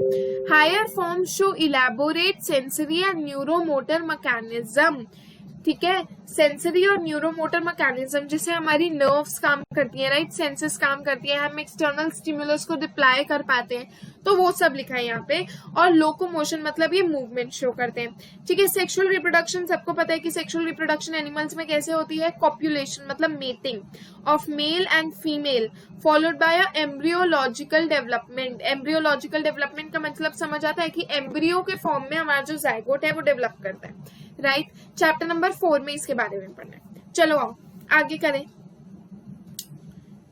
वो इतना इंपॉर्टेंट नहीं था किंगडम प्लांट और किंगडम एनिमेलिया ना, उससे इतने क्वेश्चंस आते हैं, ठीक है, इस चैप्टर में से। ओके चलो, virus, viroids, prions and lichens. Okay 3 के बारे में पढ़ना है, virus, viroids, prions and lichens. आपने जब मैंने आपको फर्स्ट इंट्रोडक्शन वीडियो ही इस चैप्टर की पढ़ाई थी तो उसमें मैंने आप लोगों को बताया था कि जो हमारा 5 किंगडम क्लासिफिकेशन है जो R.H. विटेकर ने दिया है उसके हमारे कुछ ड्रॉबैक्स थे, राइट। पहला ड्रॉबैक ये था कि भाई इतने डिफरेंट टाइप्स ऑफ एल्गी को अलग अलग ग्रुप्स में प्लेस किया हुआ था, और दूसरा ड्रॉबैक ये था कि ये जो टर्म है ना वायरस, वायरस को कहीं पे भी कोई भी जगह नहीं मिली थी। तो कहता है in the 5 kingdom classification of Whittaker there is no mention of lichens and some acellular organisms like virus, viroids, prions. तो इन सब का नो मेंशन है, कोई मेंशन ही नहीं है, ये लोग मेंशनड ही नहीं है। किसमें, 5 किंगडम क्लासिफिकेशन में, ठीक है, जो हमें किसने दी थी, R.H. विटेकर ने 1969 में दी थी, ठीक है। उसके बाद क्या कह रहा है, these are briefly introduced here. All of us has suffered the ill effects of common cold or flu, known what effects virus can have on us, even if we do not associate with it with our condition. Viruses did not find a place in classification since they are not considered truly living. देखो इस बात को मैं आपको समझाती हूँ। Since we are living in the times of coronavirus, तो we तो नो भाई कि वायरस हमारे लिए कितना डेंजरस है, और मतलब आपको पता भी नहीं लगता कि कहाँ से आ जाता है और कहाँ से आपको ये इफेक्ट कर जाता है, राइट। कितना हार्मफुल हो जाता है ये हमारी बॉडी पे। ऐसे ही पहले टाइम्स में जब कोरोना वायरस नहीं था उससे पहले क्या होता था, हम लोग कॉमन फ्लू से कोल्ड हो जाता था ना हम लोगों को, राइट। तो कम्युनिकेबल होता था पहली चीज वो, और किसकी वजह से होता था, वायरस की वजह से होता था। अब कोरोना वायरस का हम एग्जांपल लेते हैं। Corona virus is going on from the last year, ठीक है, हमारे उसमें इंडिया में चल रहा है लास्ट ईयर से। क्या हो रहा है, पहली एक फॉर्म आई, फिर दूसरी फॉर्म आई, फिर तीसरी फॉर्म आई, अब कह रहे हैं डेल्टा वेरिएंट भी आएगा। तो इन शॉर्ट हमें वायरस का कुछ पता ही नहीं होता। वायरस इतनी जल्दी म्यूटेट करता है, इतनी जल्दी बढ़ता है, इतनी जल्दी फैलता है कि हम उसको समझ ही नहीं पाते, ठीक है। ऐसे ही कोरोना वायरस है, राइट। तो इसलिए लिखा है कि वायरसेस को हमने इसलिए क्लासिफाई नहीं कर पाए हम क्योंकि ये ट्रूली लिविंग नहीं है। पता है आपको एक बात पता है, जब वायरस हमारे अराउंड है ना, हमारे एटमॉस्फेयर में है ना, वो डेड है, वो वायरस नहीं है, लेकिन जैसे ही उसको कोई होस्ट मिल गया वो लिविंग हो जाएगा। समझ रहे हो? जब वायरस एटमॉस्फेयर में, देखो यहाँ से बढ़ाती हूँ, जब वायरस हमारे एटमॉस्फेयर में है तो कैसा है? वो डेड, मरा हुआ वायरस है। जैसे ही उसे कोई होस्ट मिल जाएगा, तो वो लिविंग हो जाएगा। If we understand living as those organisms that have cell structure, ठीक है, और इसके पास कोई सेल स्ट्रक्चर नहीं होता, नो सेल स्ट्रक्चर लिखा है। नॉन सेलुलर ऑर्गेनिजम्स होते हैं जिनके पास एक इनर्ट क्रिस्टलाइन स्ट्रक्चर होता है आउटसाइड द लिविंग सेल। मतलब जब होस्ट है, होस्ट के पास क्या होगा? लिविंग सेल होगा, राइट? सुनो अब इस बात को समझो। जब वायरस हमारे एटमॉस्फेयर में है तो उसने ना अपने लिविंग सेल को ना एक क्रिस्टलाइन स्ट्रक्चर में, इनर्ट है वो, एक क्रिस्टलाइन स्ट्रक्चर है उसके लिविंग सेल के आसपास जो इनर्ट है, ठीक है? क्या है? क्रिस्टलाइन स्ट्रक्चर है जो इनर्ट है। जैसे ही वो किसी लिविंग ऑर्गेनिज्म पे आया, जैसे ही वो किसी होस्ट को उसने पकड़ लिया, उसका ये जो इनर्ट क्रिस्टलाइन स्ट्रक्चर है ये टूट जाता है और वो लिविंग में बदल जाता है और वो हमारी पूरी बॉडी में फैल जाता है। कोरोना वायरस में क्या हो रहा है? यही तो हो रहा है ना, कि वो आता है और वो हमारी पूरी बॉडी को इस तरीके से हैम्पर कर जाता है दैट हमारा बचना बहुत ही मुश्किल हो जाता है, right? If it has affected us so badly then it is very difficult. Lungs में इन्फेक्शन कर रहा है, राइट? तो यही होता है वायरस में। क्या होता है? जब तक वो एटमॉस्फेयर में, तब तक उसके बाद पास क्या है? एक इनर्ट क्रिस्टलाइन स्ट्रक्चर है, ठीक है? लेकिन जैसे ही वो अंदर आ गया, जैसे ही उसको कोई होस्ट मिल गया, वो लिविंग हो जाएगा। उसका वो इनर्ट क्रिस्टलाइन स्ट्रक्चर गया, मतलब बाहर तो वो नॉन लिविंग था। क्यों? क्योंकि उसने अपने आप को एक क्रिस्टलाइन स्ट्रक्चर में कवर किया हुआ था। लेकिन जैसे ही वो होस्ट पे आया, उसका ये इनर्ट क्रिस्टलाइन स्ट्रक्चर चला गया और वो कैसा बन गया? लिविंग, ठीक है? देखो ये एग्जाम्पल, ये अभी हम पढ़ाती हूँ ये, ठीक है? देखो क्या लिखा है। Once they affect the cell, they take over the machinery of the host to replicate themselves, killing the host. देखो ये लिखा है। क्या होता है वायरस में? एक बारी वायरस हमें अटैक किया, फिर क्या होता है? धीरे धीरे वायरस हमारी बॉडी में फैलने लग जाता है, हमारे जितने भी ऑर्गन्स होते हैं उसको डैमेज करने लग जाता है। कैसे डैमेज करता है? वो जो हमारी मशीनरी है ना, जो हमारी बॉडी एक मशीन की तरह जो काम करती है, वो हमारी मशीन पे अटैक करता है, हमारी मशीन को वो अपना बना लेता है और उसकी हेल्प से वो अपने आप को मल्टीप्लाई करता है। जैसे जैसे वो मल्टीप्लाई करता है वैसे वैसे वो फैलता है, और जैसे जैसे वो फैलता है वो हमारे ऑर्गन्स को डैमेज करता रहता है, मल्टीपल ऑर्गन फेलियर हो जाता है, राइट? और होस्ट जो है वो डेड हो जाता है। Would you call viruses living और नॉन लिविंग? तो वायरस लिविंग है या नॉन लिविंग है, राइट? ये हमें नहीं पता। The name virus, that means venom or poisonous fluid, was given by Dmitry Ivanovsky, recognized certain microbes as casual organisms of the mosaic disease of tobacco. देखो यहाँ पे ये चीज समझने वाली है। ये जो थे ना हमारे डिमिट्री इवानोस्काई, 1892 में इन्होंने हमें नाम दिया वायरस। वायरस का बच्चे बेसिकली मतलब ये होता है कि ये वेनम है, पॉइजन है। वेनम से क्या होता है? पॉइजन से क्या होता है? किसी की डेथ हो जाती है, राइट? तो वही तो ये करता है। क्या हुआ था? टोबैको मोजाइक वायरस इन्होंने आइडेंटिफाई किया था। जो हमारा टोबैको प्लांट था ना, उस पे एक डिजीज हो रहा था, उस डिजीज का वायरस इन्होंने आइडेंटिफाई किया, ठीक है? मोजाइक डिजीज हो रहा था टोबैको प्लांट पे, और उसका जब इन्होंने डिस्कवर किया कि भाई ये एक वायरस की वजह से हो रहा है, तो इन्होंने उसको नाम दे दिया, ठीक है? They were found to be smaller than bacteria. Bacteria से स्मॉलर है, क्यों? क्योंकि ये बैक्टीरिया प्रूफ फिल्टर से भी पास हो जाते हैं। भाई इनसे बचना इसीलिए तो मुश्किल है, ये इतने छोटे होते हैं कि ये बैक्टीरिया प्रूफ फिल्टर से भी पास हो जाते हैं इजीली। क्योंकि ये बैक्टीरिया प्रूफ फिल्टर से इतनी इजीली पास हो जाते हैं, इसलिए हम इन्हें पता ही नहीं कर पाते, हम इन्हें कैच ही नहीं कर पाते, ठीक है? देखो फिर कौन से साइंटिस्ट आए? M.W. Beijing demonstrated that the extract of infected plants could cause infections in healthy living plants and called the fluid as Contagium vivium fluidum, that is infectious living fluid. इन्होंने क्या देखा? जो हमारे दूसरे बेजरिंग का है, इन्होंने ये देखा कि भाई अगर मैं जो हमारा टोबैको मोजाइक वायरस से जो प्लांट इन्फेक्टेड है, अगर मैं उसका छोटा सा पार्ट भी एक हेल्दी लिविंग के पास रखूं ना, तो वो हेल्दी लिविंग प्लांट को भी खराब कर देता है। कोरोना वायरस क्या है, एक से दूसरे में फैल रहा है। सपोज आज ए इंसान को है, अगर ए इंसान बी के पास जाएगा तो बी इंसान को भी हो जाएगा, राइट? यही होता है। ऐसे ही कॉमन कोल्ड होता है, एक को अगर घर में कॉमन कोल्ड है, फ्लू की प्रॉब्लम है, तो पूरे घर में फैल जाती है, right? So we were talking about virus, right? तो हमने ये बोला था कि दिमित्री इवानोस्काई ने वायरस को नाम दिया, वायरस नाम दिया। क्यों वायरस नाम दिया? क्योंकि वायरस का मतलब क्या होता है, वेनम या फिर पॉइजन। और उन्होंने इस ऑर्गेनिज्म, इस सो अनकैजुअल ऑर्गेनिज्म, अनकैजुअल का मतलब दूसरों से अलग। दूसरों से अलग ये क्यों था, अभी मैंने आपको पीछे बताया। ये दूसरों से अलग इसीलिए था क्योंकि ये आउटसाइड द होस्ट बॉडी, मतलब हमारे एटमॉस्फेयर में ये कैसा है, इनर्ट है, नॉन लिविंग है, इनर्ट है। क्यों इनर्ट है? क्योंकि इसके आसपास एक इनर्ट क्रिस्टलाइन स्ट्रक्चर है। लेकिन जैसे ही ये होस्ट बॉडी में आता है, जैसे ही ये होस्ट बॉडी में आता है, ये क्या बन जाता है, लिविंग बन जाता है, ठीक है, लिविंग बन जाता है।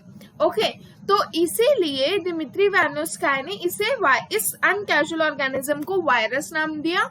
क्यों? क्योंकि ये एक वेनम और या फिर आप पॉइजन कह सकते हो था। अब ये वेनम या फिर पॉइजन क्यों था? क्योंकि हमने डिस्कवर किया कि जो हमारे टोबैको में टोबैको मोजाइक वायरस होता है, राइट? टोबैको में जो मोजाइक डिजीज होता है वो इसी वायरस की वजह से होता है, राइट? ओके, और फिर मैंने आपको ये भी बताया अभी कि ये जो थे ये बैक्टीरिया से स्मॉलर थे। क्योंकि ये बैक्टीरिया से स्मॉलर थे इसीलिए ये क्या करते थे, बैक्टीरिया प्रूफ फिल्टर से भी इजीली पास हो जाते थे। अब कोरोना वायरस क्या है, आप एक इंसान को है, कहते हैं ना अगर एक इंसान को है घर में तो पूरे सबको हो जाएगा अगर वो इंसान अपने आप को आइसोलेट ना करे। क्यों? क्योंकि वो एक इंसान से दूसरे इंसान से तक फैल रहा है। ऐसे ही जब हमें पहले फ्लू होता था, राइट, कोल्ड हो जाता था, राइट, तो अगर एक इंसान को है तो उससे पूरे घर में होके ही जाता था, राइट? इसीलिए ऐसे ही बेजरिंग, ये देखो यहाँ पे नाम गिवन है, MW बेजरिंग ने क्या देखा, उन्होंने ये देखा कि जब मैं एक हेल्दी प्लांट के पास छोटा सा पार्ट टोबैको इन्फेक्टेड प्लांट वाला रखता हूँ, जो इन्फेक्टेड प्लांट है, जब उसको मैं हेल्दी प्लांट के पास रखता हूँ तो मेरा हेल्दी प्लांट भी खराब हो जाता है, वो भी खराब हो जाता है। इसीलिए इन्होंने देखा कि भाई ये जो चीज है ये तो एक जगह से दूसरी जगह में फैल रही है, और क्योंकि ये चीज एक जगह से दूसरी जगह में फैल रही है इसलिए उन्होंने इसको क्या नाम दिया, कॉन्टैगियम वाइवम फ्लूइडम, मतलब इन्फेक्शियस लिविंग फ्लूइड। देखो आगे क्या कह रहे हैं। WM स्टैनले ने फिर 1935 में शो किया कि virus could be crystallised and the crystals consist largely of proteins. They are inert outside their specific host cell. देखो ये चीज अभी मैंने आपको बताई कि अपने होस्ट सेल के बाहर, अपने होस्ट सेल के बाहर ये कैसा है, इनर्ट है। Viruses are obligate parasites, obligate मतलब ना जाने वाले, चिपक जाने वाले, ऑब्लिगेट, ठीक है। तो WM स्टैनली ने भी यही डिस्कवर किया कि ये जो हमारा वायरस है इसके आसपास क्या है, एक क्रिस्टल है, राइट, इसलिए वो क्या है, इनर्ट है आउटसाइड हमारे होस्ट सेल के। होस्ट सेल के बाहर तो वो नॉन लिविंग है, आप उसको पता ही नहीं लगा सकते हो, लेकिन जैसे ही वो होस्ट सेल में एंटर करेगा वो लिविंग हो जाएगा। धीरे धीरे होस्ट सेल की पूरी मशीनरी ले लेगा, अपने आप को रेप्लिकेट करेगा, पूरी बॉडी में फैल जाएगा, जिसकी वजह से क्या हो जाएगा, होस्ट जो है वो डेड हो जाएगा। तो अभी हमने 3 उनके बारे में पढ़ा। देखो दिमित्री इवानोस्काई ने 1892 में हमें क्या बोला, उन्होंने हमें ये बोला कि ये जो हमारे टोबैको में मोजाइक डिजीज हो रहा है ये एक अनकैजुअल ऑर्गेनिज्म की वजह से हो रहा है, और उन्होंने इस अनकैजुअल ऑर्गेनिज्म को नाम क्या दिया, वायरस, जिसका मतलब क्या है, वेनम या फिर पॉइजन। उसके बाद MW बेजरिंग ने क्या देखा, उन्होंने ये देखा कि जब मैं एक हेल्दी प्लांट के पास एक टोबैको का मोजाइक वायरस से इन्फेक्टेड प्लांट रखता हूँ तो मेरा हेल्दी प्लांट भी खराब हो जाता है। मेरा हेल्दी प्लांट भी खराब हो जाता है, ठीक है।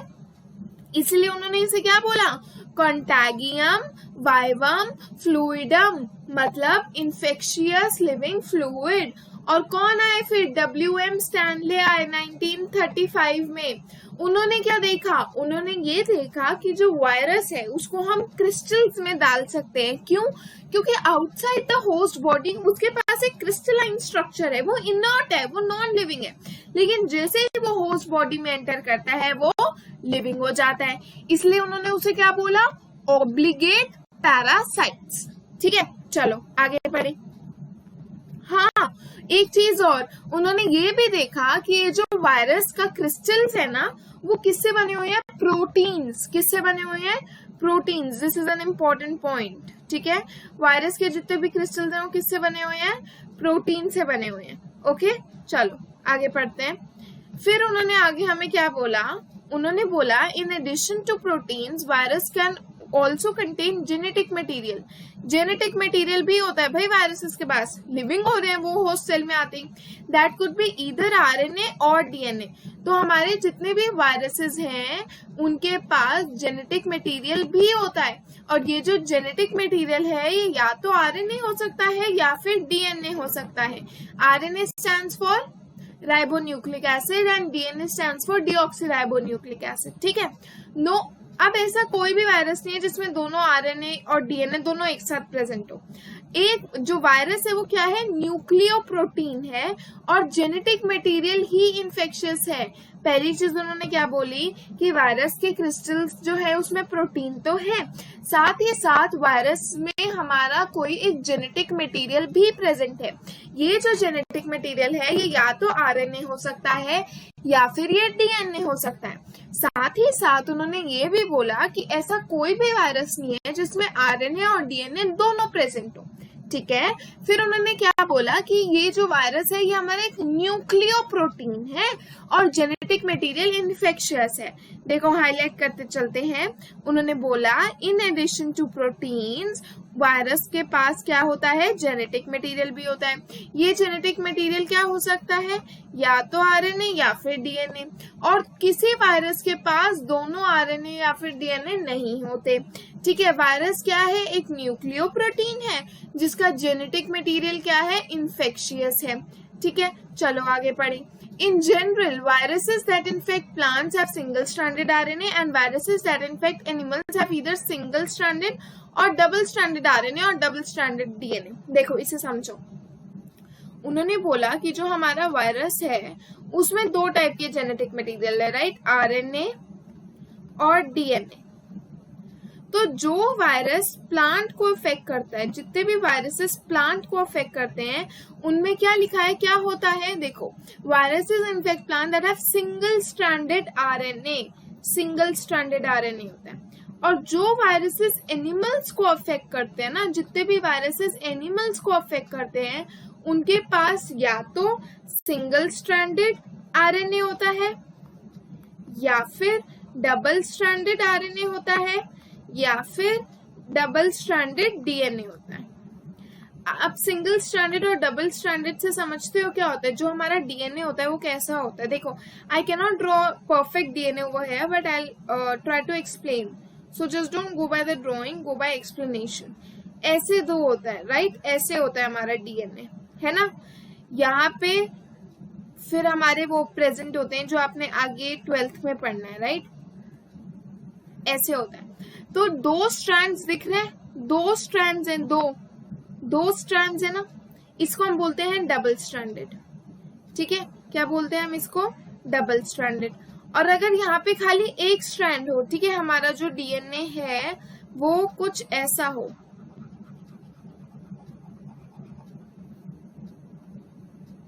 खाली ऐसा हो, एक स्ट्रैंड हो, तो इसको हम बोलते हैं सिंगल स्ट्रैंडेड, ठीक है। आई गेस ये चीज सबको क्लियर हो गई। ओके, बैक्टीरियल वायरसेस और बैक्टीरियोफेजेस, मतलब बैक्टीरियोफेजेस कौन से वायरसेस हैं जो बैक्टीरिया को इन्फेक्ट करते हैं। देखो अगेन इंपॉर्टेंट पॉइंट, बैक्टीरियोफेजेस कौन से वायरसेस हैं जो बैक्टीरिया को इन्फेक्ट करते हैं। वो कैसे होते हैं, यूजुअली डबल स्ट्रैंडेड होते हैं, ठीक है। The protein coat called capsid, made of small subunits called capsomers, protects the nucleic acid. Okay, देखो ये हम इसकी इमेज से समझते हैं. एक मिनट लोड हो रहा है. ये रहा, ये देखो, ये हमारा टोबैको मोजाइक वायरस है. टोबैको मोजाइक वायरस का डिजीज वो है, इमेज है. टोबैको मोजाइक वायरस जो किसमें हुआ था? टोबैको में. ठीक है. और ये हमारा बैक्टीरियोफेज है. बैक्टीरियोफेज में पहले उन्होंने क्या बोला? उन्होंने बोला कि जो हमारा बैक्टीरियोफेज होता है, देखो उसके पास क्या होता है? कोट होता है, राइट, जिसमें प्रोटीन्स होते हैं. अरे लोड नहीं हो रहा है, 1 minute, just a minute, right.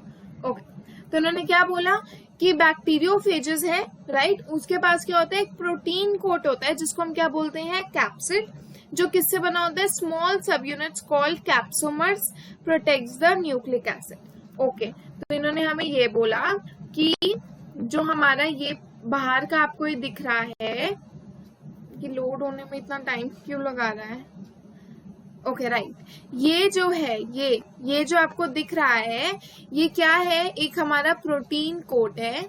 ठीक है, प्रोटीन कोट है जो अंदर वाले न्यूक्लिक एसिड को प्रोटेक्ट करता है. अंदर जो हमारा न्यूक्लिक एसिड है उसे ये कोट प्रोटेक्ट करता है. ठीक है, और इसके जो छोटे छोटे सब यूनिट्स हैं, इन्हें हम क्या बोलते हैं?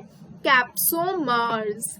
कैप्सोमर्स. तो हमने क्या पढ़ा अभी तक? हमने ये पढ़ा कि जो हमारा बैक्टीरियोफेज है उसके अराउंड क्या है? हमारे पास एक प्रोटीन कोट है. ये जो प्रोटीन कोट है ये अंदर वाले न्यूक्लिक एसिड को प्रोटेक्ट करता है. ठीक है, अंदर वाले न्यूक्लिक एसिड और प्रोटीन कोट के सब यूनिट्स को हम क्या बोलते हैं? कैप्सोमर्स. ठीक है, आई गेस ये चीज सबको क्लियर हो गई.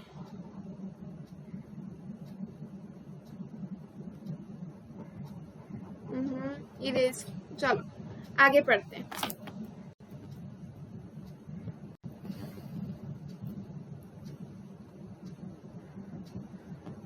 राइट, तो अब वो क्या कह रहा है हमें? ये जो कैप्सोमर्स होते हैं ये हेलिकल या फिर पॉलीहेड्रल जियोमेट्रिक फॉर्म्स. अभी हमने देखा एक हेलिकल या फिर पॉलीहेड्रल ज्योमेट्रिक फॉर्म्स में अरेंज होते हैं.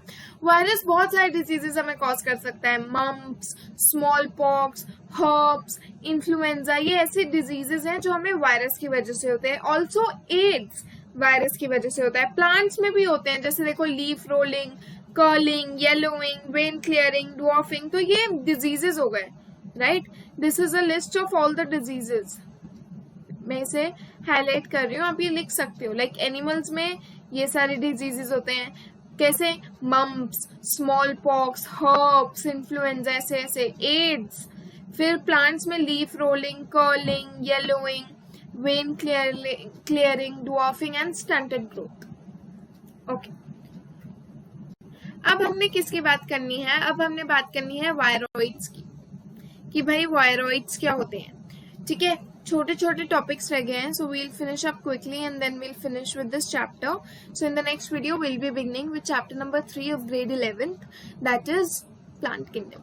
ठीक है, वायरॉइड्स कहता है 1971 में टीओ डायनियर ने एक न्यू इन्फेक्शियस एजेंट डिस्कवर किया जो वायरस से छोटा था. और क्या कॉज किया उसने? Potato spindle tuber disease. देखो हाईलाइट कर रही हूँ. 1971 में टीओ डायनियर ने क्या देखा? एक न्यू इन्फेक्शियस एजेंट देखा जो किससे छोटा था? वायरस से छोटा था. और क्या कॉज किया उसने? Potato spindle tuber disease. Don't get confused. जो हमारा वायरस है उसने क्या कॉज किया था? Tobacco Mosaic virus. और जो वायरॉइड आया जो वायरस से भी छोटा है, उसने क्या कॉज किया? Potato spindle tuber, PST, tuber disease. ठीक है, पीएसटी कॉज किया. Okay, it was found to be a free RNA. खाली एक आरएनए था. इसके पास कोई प्रोटीन कोड नहीं था. जैसे वायरसेस में मैंने आपको बताया कि उसके बाहर जो क्रिस्टलाइन स्ट्रक्चर होता है वो प्रोटीन कैरी करता है. Hence the name viroid. ठीक है। Then RNA of the viroid was of low molecular weight. तो ये कुछ कुछ चीजें हैं जो आपको याद करनी है। पहली चीज क्या कि जो वायरॉइड्स टर्म था वो हमें किसने दिया था, टीओ डायनियर ने 1971 में। उन्होंने क्या देखा, उन्होंने एक न्यू इन्फेक्शियस एजेंट देखा जो वायरस से छोटा था और जिसने क्या कॉज किया, पोटैटो स्पिंडल ट्यूबर डिजीज। उन्होंने क्या देखा कि ये जो है ये एक फ्री आरएनए है, इसमें प्रोटीन कोड नहीं है जैसे वायरस में होता है, इसलिए उन्होंने इसे क्या नाम दे दिया, वायरॉइड। और ठीक है, क्या है, देखो फ्री आरएनए है, ये लो मॉलिक्यूलर वेट का है और इसमें प्रोटीन कोड नहीं है। ठीक है, चलो अब हम आगे पढ़ते हैं प्रियॉन्स के बारे में। प्रियॉन्स क्या होते हैं? In modern medicine certain infectious neurological diseases were found to be transmitted by an agent consisting of abnormally folded protein. तो प्रियॉन्स के पास क्या होता है, प्रियॉन्स की क्या वो है विशेषता, उनके पास क्या होता है, उनके पास एबनॉर्मली फोल्डेड प्रोटीन्स होते हैं। इनके पास क्या है, इसके पास क्या है, नो प्रोटीन, राइट। और क्या विशेषता है इसकी भाई की, इसके पास फ्री आरएनए है, राइट। ऐसे ही जो हमारे प्रियॉन्स है इनके पास क्या होता है, फोल्डेड प्रोटीन, फोल्डेड प्रोटीन। ये याद रखो आप, इनकी विशेषता से ही मतलब like what is special about them, इससे आप याद रखोगे ना, so it will be very easy. ठीक है, the agent was smaller in size to viruses, again ये भी छोटा था। इन एजेंट्स को क्या बोला गया, prions. The most notable disease caused by prions are bovine spongiform encephalopathy, that is BSE, commonly called mad cow disease in cattle and its analogous variant CR-Jacob disease in humans। देखो इन्होंने क्या बोला, इन्होंने हमें प्रियॉन्स में ये बताया कि क्या हुआ, ये देखा गया कि कुछ न्यूरोलॉजिकल मतलब हमारे नर्व से रिलेटेड कुछ ऐसे डिजीजेस हैं जो एक एजेंट ट्रांसफर कर रहा है, और ये जो एजेंट है ना इसके पास क्या है, एबनॉर्मली फोल्डेड प्रोटीन है, इसलिए उन्होंने इसे क्या नाम दे दिया कि भाई ये तो प्रियॉन है। ठीक है, उसके बाद इन्होंने हमें क्या बताया कि ये साइज में छोटा है, ठीक है, साइज में सिमिलर है, okay, this is similar to viruses in size, और ये इनको हमने क्या बोल दिया, प्रियॉन्स बोल दिया। अब सबसे मतलब नोटेबल डिजीज, मतलब जो सबसे फैला हुआ है disease, is bovine spongiform encephalopathy, that is BSE, जिसको हम बोलते हैं mad cow disease in cattle. और इसी मैड काउ डिजीज का एक एनालॉगस वेरिएंट है, that is called as CR-Jacob disease in humans. ठीक है, तो हमने वायरॉइड्स में ये पढ़ा था कि 1971 में टीओ डायनियर ने देखा कि एक न्यू इन्फेक्शियस एजेंट है जिसने potato spindle tuber disease cause किया है, और वो साइज में वायरस से छोटा है, उसके पास फ्री आरएनए है, कोई प्रोटीन कोड नहीं है, और उसका आरएनए जो है वो लो मॉलिक्यूलर वेट है। उन्होंने उसे क्या नाम दिया, वायरॉइड्स। प्रियॉन क्या थे, तो हमने देखा गया कि जो हमारे न्यूरोलॉजिकल डिजीजेस हैं वो कोई एजेंट ट्रांसफर कर रहे हैं, और वो जो एजेंट है उसके पास फोल्डेड प्रोटीन है, ऑल्सो वो वायरस से साइज में सिमिलर है। ठीक है, इन एजेंट्स को क्या बोला गया, प्रियॉन्स बोला गया। और सबसे ज्यादा नोटेबल डिजीज जो प्रियॉन्स कॉज करते हैं वो क्या है, बोवाइन स्पॉन्जिफेरम एन्सेफेलोपैथी, जिसको हम मैड काउ डिजीज बोलते हैं प्लांट्स में, और जिसका एक वेरिएंट है, एनालॉगस वेरिएंट है, जिसको हम बोलते हैं CR-Jacob डिजीज इन ह्यूमंस। ठीक है, लाइकन आ गया, लास्ट टॉपिक है। लाइकन के बारे में मैंने आपको पहले भी बताया था when I was talking about fungi, कि फंजाई कैसे रहते हैं। तो लाइकन मैंने बोला था कि सिम्बायोटिक एसोसिएशंस है। सिम्बायोटिक से समझते हो, सिम्बायोटिक मतलब एक दूसरे के साथ म्यूचुअल, राइट, म्यूचुअल रिलेशनशिप, ये लिखा म्यूचुअली यूजफुल एसोसिएशन। ठीक है, और किस किस के बीच में होती है, एल्गे और फंजाई के बीच में होती है। ठीक है, तो देखो यहाँ पे हम पढ़ते हैं इसे, इसका क्विक बताती हूँ क्या होता है ये, एक मिनट देना। हमने क्या बोला कि हम किसकी बात कर रहे हैं, ये तो सिमिलर हो जाएगा ना, ऊपर से आपको क्लियर नहीं होगा, एक मिनट। हमने बोला कि हम बात कर रहे हैं लाइकन की। लाइकन क्या है, एक सिम्बायोटिक एसोसिएशन है। ठीक है। सिम्बायोटिक एसोसिएशन बच्चे कैसी होती है कि इसमें जो भी दो लोग आते हैं ना, वो दोनों एक दूसरे के लिए बेनिफिट करते हैं। इसमें कौन कौन आता है? एल्गे आता है, ठीक है, और फंजाई आता है। एल्गे आता है और फंजाई आता है। एल्गल कंपोनेंट को हम बोलते हैं फाइकोबिएंट। क्या बोलते हैं? फाइकोबिएंट। और फंजाई कंपोनेंट जो होता है, फंगल कंपोनेंट, उसको हम बोलते हैं माइकोबिएंट। क्या बोलते हैं? माइकोबिएंट, ठीक है। ये जो होता है हमारा एल्गे, ये होता है ऑटोट्रॉफिक, और जो फंजाई होता है वो होता है हेटरोट्रॉफिक। देखो यही लिखा है यहाँ पे। एल्गल कंपोनेंट को हम बोलते हैं फाइकोबिएंट और फंगल कंपोनेंट को हम बोलते हैं mycobiont, which is autotrophic and heterotrophic respectively. मतलब हेटरोट्रॉफिक क्या हो गया? माइकोबिएंट, और ऑटोट्रॉफिक क्या हो गया? फाइकोबिएंट, मतलब एल्गे। एल्गे क्या करता है? खाना बनाते हैं। देखो ऑटोट्रॉफिक है ना, तो वो अपना खाना तो बनाता ही है, साथ ही साथ वो इस फंजाई का भी खाना बना देता है। तो एल्गे का क्या काम हो गया?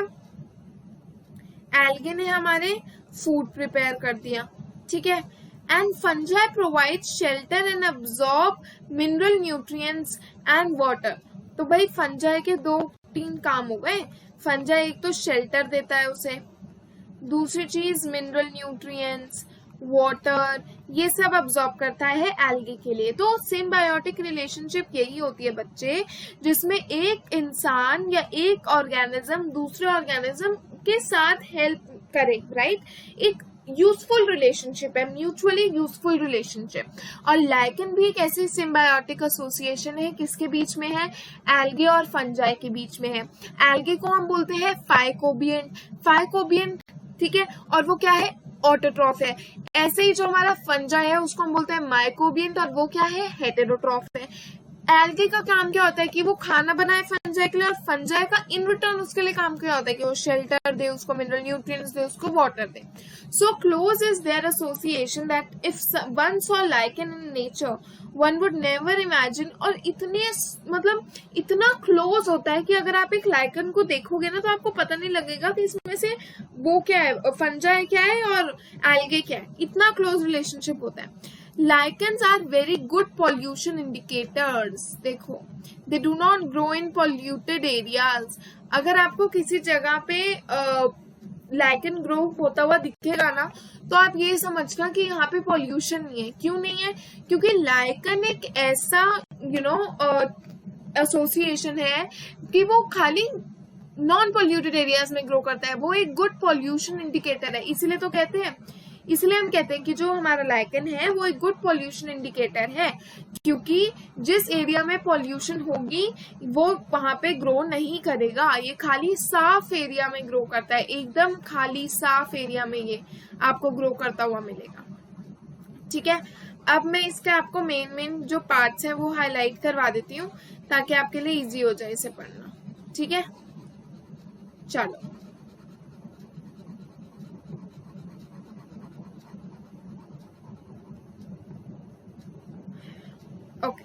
हमने क्या बोला? लाइकेंस क्या है? सिम्बायोटिक एसोसिएशंस हैं। सिम्बायोटिक एसोसिएशंस का मतलब म्यूचुअली यूजफुल एसोसिएशंस। किसके बीच में है? एल्गे और फंजाई के बीच में है। एल्गल कंपोनेंट को हमने क्या बोला? फाइकोबिएंट। और फंगल कंपोनेंट को हमने क्या बोला? माइकोबिएंट, जो ऑटोट्रॉफिक एंड हेटरोट्रॉफिक है रिस्पेक्टिवली। तो ये तो समझ गए आप कि जो एल्गे है वो ऑटोट्रॉफिक है, और जो हमारा फंगल कंपोनेंट है वो कैसा है? हेटरोट्रॉफिक है। एल्गे क्या करता है? देखो, खाना बनाता है फंजाई के लिए, और फंजाई क्या करता है? शेल्टर प्रोवाइड करता है, मिनरल न्यूट्रिएंट्स अब्सॉर्ब करता है, और वाटर अब्सॉर्ब करता है अपने पार्टनर के लिए, ठीक है। ये लिखी ये लाइन, ठीक है। चलो, इतनी क्लोज है इनकी एसोसिएशन, इतनी क्लोज है कि अगर हम इन्हें देखें तो हम समझ नहीं पाएंगे कि इसमें से फंजाई कौन है और एल्गे कौन है। लाइकेंस बहुत अच्छे पॉल्यूशन इंडिकेटर्स होते हैं। क्यों? क्योंकि वो पॉल्यूटेड एरियाज में ग्रो नहीं करते। ठीक है, with this we finish with the chapter. ये चैप्टर इतना ही है, ठीक है। देखो मैं एक बार दोबारा बताऊं हमने क्या क्या पढ़ा। पहली फर्स्ट वीडियो में हमने ये समझा था कि जो हम क्लासिफिकेशन करते हैं डिफरेंट टाइप्स की, किस बेसिस पे करते हैं, ठीक है, क्या क्या क्राइटेरियाज हैं जो हमने करे। फिर सेकंड में हमने पढ़ा कि जो भाई आर.एच. व्हिटेकर की 5 किंगडम क्लासिफिकेशन है, हमने उसको एक्सेप्ट किया, हमने उसके बारे में पढ़ना है। हमने मोनेरा कवर किया, प्रोटेस्टा कवर किया। फिर हमने पढ़ा थर्ड वीडियो में हमने क्या पढ़ा। थर्ड वीडियो में हमने पढ़ा रिगार्डिंग आपका प्रोटेस्टा का एक ओवरव्यू और फंजाई का हमने मेन चीजें पढ़ी। आज के वीडियो में हमने क्या पढ़ा। आज के वीडियो में हमने फंजाई को फिनिश किया, उसके डिविजन्स फिनिश किए। फिर हमने किंगडम प्लांटे, किंगडम एनिमेलिया के बारे में पढ़ा, जिसके बारे में हमने फर्दर आगे वाले चैप्टर्स में पढ़ना है। उसके बाद हमने किसके बारे में पढ़ा, इनके बारे में, लाइक वायरस, वायरोइड्स, प्रियॉन्स और हमारा लाइकेंस। तो आई गेस यहाँ तक सबको पूरा चैप्टर अब अच्छे से क्लियर हो गया होगा। फिर भी आपको रिगार्डिंग कोई भी टॉपिक कोई भी डाउट आता है तो आप प्लीज मेरे को उस वीडियो के कमेंट सेक्शन में मेंशन कर दो, या फिर आप मेरे को टेलीग्राम पे पर्सनली मैसेज कर दो, या फिर आप ईमेल कर सकते हो। ईमेल आईडी मैं डिस्क्रिप्शन बॉक्स में प्रोवाइड करती हूँ, वहां पे आप ईमेल कर सकते हो, ठीक है। सो इट्स बेटर कि आप अपने डाउट्स जल्दी से जल्दी क्लियर कर लो, so that we can begin with the new chapter right in the next video. Okay, so we'll be beginning with a new chapter, chapter number 3, plant kingdom, in the next video. Till then, you study the chapter, you solve the questions. Still you have any problem regarding anything, any topic, please message me. I'll clear your problem for sure. Okay, till then keep studying, keep working hard. Okay, thank you, bye.